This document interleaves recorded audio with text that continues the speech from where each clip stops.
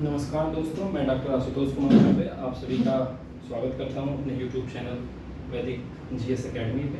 दोस्तों, जैसा कि कल मैंने आपसे वादा किया था कि एक वीडियो जो है मैं आपको कुछ महत्वपूर्ण रचनाओं की जो है बना के दे दूँगा। इसमें करीब 30-40 रचनाएँ होंगी और मुझे लगता है कि अगर आप इसे याद कर लें या रट लें, जो भी कहिए, इससे कोई फ़र्क नहीं पड़ता। आप इसको याद कर लीजिए या रट लीजिए, तो जो प्राचीन इतिहास से संबंधित रचनाएं हैं वो लगभग आपकी तैयार हो जाएंगी। तो वैसे तो देखिए बहुत सारी रचनाएं हैं, ये इसका कोई लिमिट नहीं है। अगर वो पूछना चाहें तो बहुत कुछ हो सकता है जो हमें नहीं आएगा लिटरली, लेकिन ये कुछ ऐसी महत्वपूर्ण रचनाएं हैं जो अगर आप कर लेते हैं तो इन जनरल अगर आपके सामान्य प्रश्न आते हैं तो उसमें हेल्पफुल हो जाएगा। उसके अलावा मुझे लगता है कि अगर जब हम क्वेश्चन अटैम्प्ट कर रहे होते हैं तो एलिमिनेशन के लिए ये जो है बहुत इंपॉर्टेंट हो जाती है, क्योंकि उसी मेथड से आप हमेशा सॉल्व करते हैं। कोई भी एक अच्छा कंप्यूटर जो है एलिमिनेशन को ही यूज करता है एमसीक्यू सॉल्व करने के लिए, और प्रीलिम्स में यही तरीका है, सबसे सही तरीका होता है। तो जब हम एलिमिनेट करने की कंडीशन में होते हैं तो हमारे आंसर जनरली सही होने की दिशा में होते हैं। तो अगर हमें ये याद है तो हम एलिमिनेट भी कर सकते हैं। तो आइए देख लेते हैं। 6-7 मिनट का वीडियो होगा, इसमें हम इन रचनाओं को सीधे रचनाएं क्या हैं और लेखक का नाम और रचना है वो देख लेते हैं। और इसको मैं तो कहूँगा आपसे कि 1, 2, 3, 4 बार अगर आप इसको रिवाइज कर ले जाते हैं तो ज़्यादातर इसमें रचनाएं आपको कंठस्थ हो जाएंगी। और अच्छी बात यह है कि इसमें बहुत सी ऐसी रचनाओं को मैंने लिखा है जो आपको पता भी है, तो इससे कोई वो नहीं है।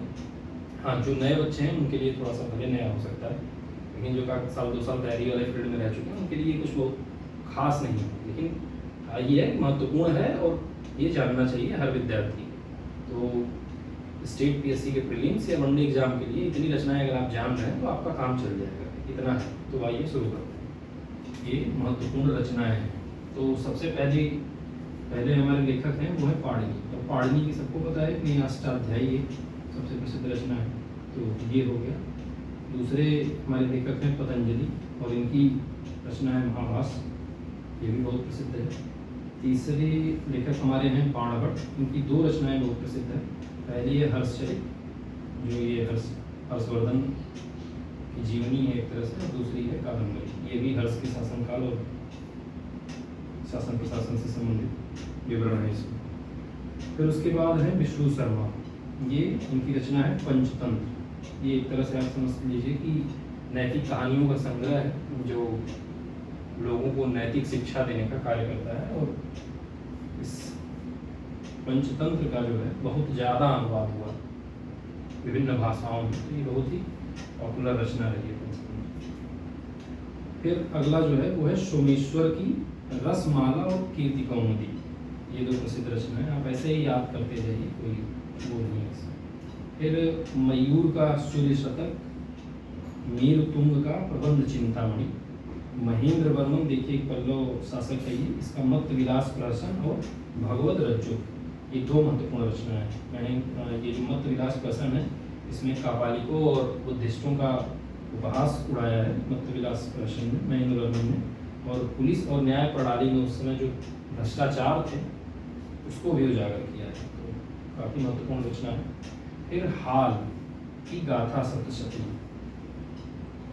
ये आप देखेंगे हाल एक शासक है सातवाहन वंश में, उसी की रचना है गाथा सप्तशती। फिर गुड़ाट की बृहद कथा, दामोदर गुप्त का कुट्टनी मत, प्रवर सिंह यदि शासक है वाकाटक वंश का सेतुबंध, नारायण पंडित का हितोपदेश, क्षेमेंद्र का बृहद कथा मंजरी, और दंडी की 10 कुमार चरित काव्यादर्श और अवंति सुंदरी कथा, ये 3 रचनाएं जो महत्वपूर्ण है दंडी की।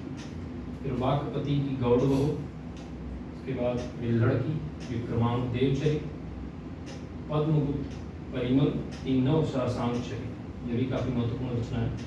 फिर संध्याकर नंदी, यह पाल वंश के एक शासक हैं रामपाल, उनका आश्रय इन्हें प्राप्त है और इन्होंने उसी रामपाल के विषय में रामपाल चरित या रामचरित लिखी।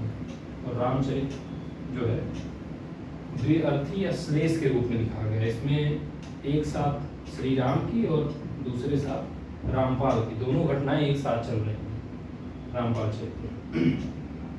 फिर चंद्रवरदाई की पृथ्वीराज रासो, पृथ्वीराज तृतीय जो चौहान शासक रहता है, उसके दरबारी कवि रहते हैं, उसकी रचना। भोज परमार की वैसे तो बहुत सारी रचनाएं हैं और बहुत इंपॉर्टेंट है, सारी रचनाएं जो है भोज की बहुत महत्वपूर्ण है, लेकिन यहाँ मैंने जो है 2 ही रचनाओं को लिया है जो जनरली एग्जाम में पूछे गए हैं। इसकी सरस्वती कंठावरम और युक्ति कल्प, ये 2 प्रमुख रचनाएं जो भोज की ये महत्वपूर्ण है। फिर एक रचना है कृष्ण मिश्र की प्रबोध चंद्रोदय, ये चंदेल वंशीय शासकों के यहाँ थे और उन्हीं के इतिहास से संबंधित थी और बहुत प्रसिद्ध है, ये बहुत बार पूछी गई है।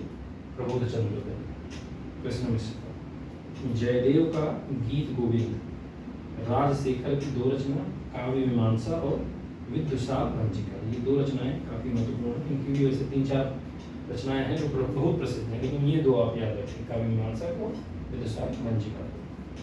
फिर भारवी की किरातार्जुनीय, उसके बाद सोमदेव सूरी की नीति वाक्यामृतम, यह रचना जो है इस बार IAS के प्रश्न में पूछी गई, तो इसीलिए मैं उन्हीं रचनाओं को ले रखा है मैंने जो IAS में या PCS में या इस तरह के किसी महत्वपूर्ण एग्जाम में पूछी गई हूँ और उसकी प्रबल संभावना है कि कहीं न कहीं घूम करके आपको मिल जाए, बस ये थी। फिर सोमदेव की कथा सरित सागर, जिनसेन का आदि पुराण, गुणभद्र का उत्तर पुराण, श्रीहर्ष की 2 रचना नैषध चरित और खंडन खंड खाद्य। उसके बाद विशाख दत्त की 2 रचनाएं मुद्रा राक्षस, देवी चंद्रगुप्तम, शूद्रक की मृक्ष कटिक या मृक्ष कटिकम। फिर हर्ष जो हर्ष सम्राट है थानेश्वर का, उसकी 3 रचनाएं हैं, प्रियदर्शिका, रत्नावली और नागानंद। वैसे तो कई लोगों का ये मानना है कि हर्ष की रचनाएं नहीं है, उसने किसी से लिखवा डाली थी, लेकिन अभी फिलहाल इन सब मामलों में नहीं पढ़ना है किसने लिखा क्या किया, हमें हर्ष को ही मानना है। और इसको याद रखिए कि 3 रचनाएं हर्ष की महत्वपूर्ण और हमें हर्ष ही लगाना है। उसके बाद भवभूति की मालती माधव और उत्तर रामचरित, ये 2 रचनाएं। वाकभट्ट की अष्टांग हृदय। उसके बाद 2 तमिल रचनाएं हैं संगम साहित्य की, शिलप्पदिकारम लंगोवादिगम इसके लेखक हैं और मणिमेखलय शीतलय सत्यनाथ इसके लेखक हैं। तो ये करीब वही 30-40 प्रमुख रचनाएं हैं जो मुझे लगता है कि अगर आप इतना कर ले जाते हैं तो प्राचीन इतिहास से संबंधित जो इस तरह की रचनाएं पूछी जाती हैं वो वहाँ पर आके आप ऊप में या फिर क्रॉस मिलान में कर सकते हैं। और इतना तो करना ही चाहिए, एक अच्छे स्टूडेंट के नाते मैं पर भरोसा करता हूँ कि आप इतना जरूर करेंगे और इतना कर लें तो मुझे लगता है कि लगभग आपकी सारी चीज़ें हो जाएगी। तो आज ये महत्वपूर्ण रचनाएं हो गई हैं। इसके बाद जो है हम लोग कल वाली जो क्लास होगी उसमें विदेशी यात्रियों के विवरण को देखेंगे और उसके बाद हमारा पहला अध्याय खत्म होगा। धन्यवाद।